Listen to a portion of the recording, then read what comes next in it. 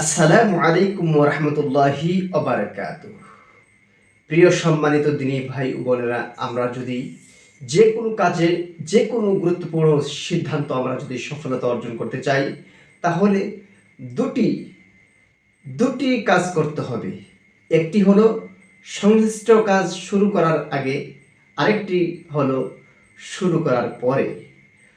সংশ্লিষ্ট কাজ শুরু করার আগে ভেবেচিন্তে কাজটি শুরু করতে হবে, আল্লাহর উপর পরিপূর্ণ আস্থা রাখা। আল্লাহ পাক রাব্বুল আলামিন পবিত্র কোরআনুল কারীমের মধ্যে বলছেন, ওমাইয়া তাওয়াক্কুল আলাল্লাহ ফাহুয়া হাসবুহু, যে নাকি আমি আল্লাহ পাকের উপর ভরসা রাখে, আস্থা রাখে, আমি আল্লাহ পাক রাব্বুল আলামিন তার কাজের জন্য সাকসেসফুল করার জন্য আমি আল্লাহই যথেষ্ট। সুবহানাল্লাহি বিহামদিহি, সুবহানাল্লাহিল আযীম।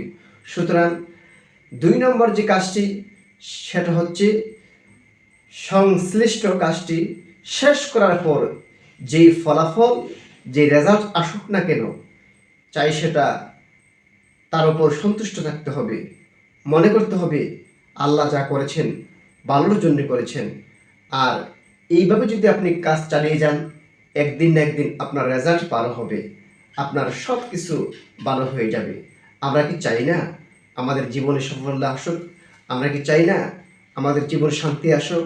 আমাদের জীবনে প্রত্যেকটা কাজে সফলতা অর্জন করতে আমরা কি চাই না? অবশ্যই আমরা চাই।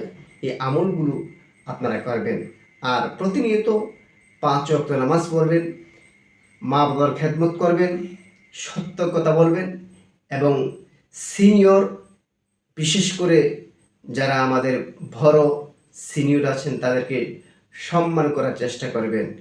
এই আমলগুলো যদি আপনারা নিয়মিত করতে পারেন, তাহলে আমি আশা রাখব আল্লাহ পাক রাব্বুল আলামিন আপনাকে উত্তম যাজা আপনাকে দান করবেন।